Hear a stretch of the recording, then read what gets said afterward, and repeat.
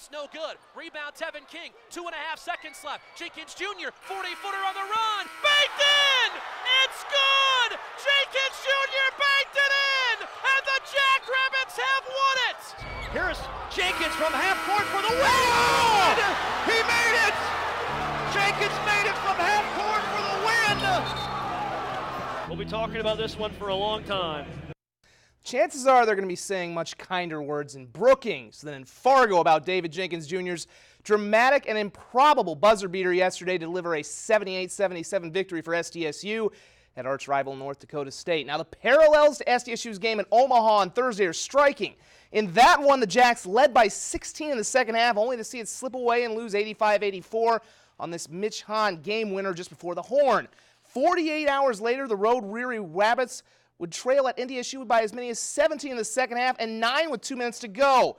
A flurry of threes, defense, and missed NDSU free throws set up Jenkins' miraculous game winner, a shot that keeps the Jacks on top of the Summit League standings. I thought to myself I'd get enough time to go to the three-point line and get there, but like you said, I got bumped right up there, so I didn't have enough time. So I wanted to shoot the shot exactly when the time to end because I didn't want them to have no time on the clock like we did versus Omaha. So I just looked at the clock, and I actually did aim at the backboard because I feel like that was the best chance I would have had. Honestly, when I made the shot, I still said, oh, I didn't make that. Like, it went through the hoop, and I said, I did not just make that shot. Like, I even seen it went in. I'm like, no, that did not just go in. Like, I couldn't even believe it was true. When my guys ran at me, oh, man, that was one of the best experiences of my whole entire life. It's been a little more excitement maybe than we were hoping for. Having 3 kids 4 years and under, I feel like that ages you a lot. But these last 48 hours have been definitely rivaling that.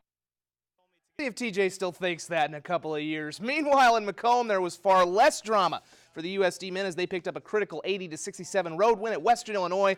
5 players scoring in double figures, led by Trey Birch Manning's 20. It's a victory that likely cements the Yotes' place in the Summit League tournament field as they now hold a 2-game lead over Denver, who, as of now, is in last place and would not qualify for the tournament. On the women's side, it was business as usual for the Coyotes and Jackrabbits, with their next showdown looming just 1 week from today. Playing for the first time in the Division I era as a ranked team, number 25 South Dakota handled Western Illinois 83-61. 4 Coyotes were in double figures, led by Hannah Shervin's 20.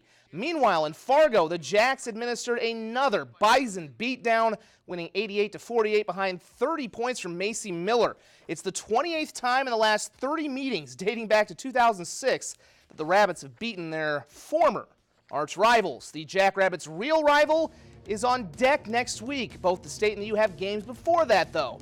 On Thursday, the Coyotes get a rematch with Denver, the only team in the Summit League to beat them this year, way back on January 3rd, when they dealt USD a 104-99 loss in the Mile High City. The Jacks should have a pretty easy one on Wednesday against last-place Fort Wayne, which sets up the final regular season meeting a week from today at Frost Arena for what will likely be the Summit League's regular season championship. The Yotes winning the first meeting 105-98 in double overtime back on January 5th in Vermillion. On the men's side, SDSU with a half-game lead over Omaha. On Thursday, they host third-place Fort Wayne. The Mastodons, the other team to hand the Jacks a loss in league play. That was 104-88 in Fort Wayne back on January 3rd. On Wednesday, the Coyotes can pretty much lock up their Summit League tournament spot if they beat Denver.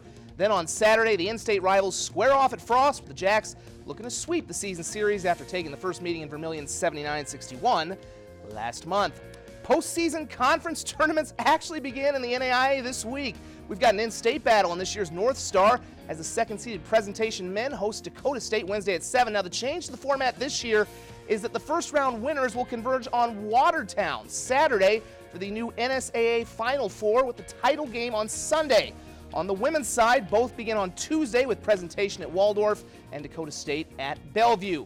The GPAC Women's Tournament begins on Wednesday. Second-seeded Northwestern hosts Midland at 7, and defending NAIA National Champion Dakota Wesleyan gets Morningside and Mitchell at 6, while Dordt hosts Hastings at 7 o'clock. Semifinals will be on Saturday and the championship a week from Tuesday. All games will be on campus sites. And finally, on the men's side, Dakota Wesleyan hosts Northwestern, while Dordt heads to Briar Cliff with the same semifinal and championship format.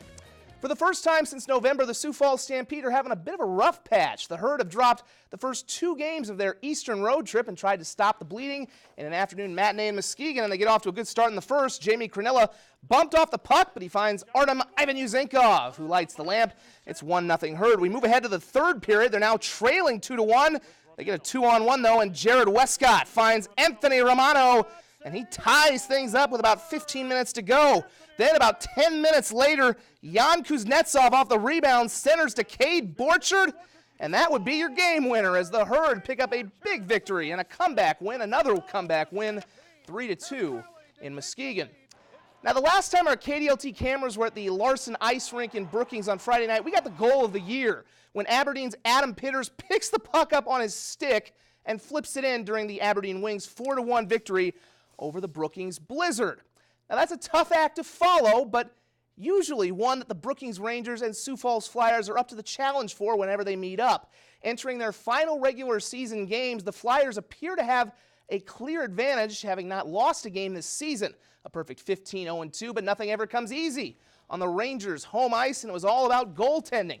In the first period, Brookings on a power play. Anthony Sikora is just going to sit on this puck to make the stop. That snuffs out a power play. However, a few minutes later, the Rangers' Maxwell Keldon gets in on a breakaway, and Sikora gets a piece of it with his shoulders. He would finish the day with 27 saves. On the other end, the Flyers get a good look just before the end of the period when Braden Malwitz comes open for a one-timer. Carter Schultz stops it. We'll show you how the Flyers would go on to get the 4-0 victory coming up tonight at 10 o'clock. Speaking of 4-0, Wild also lose by that score to St. Louis. We're back in one moment.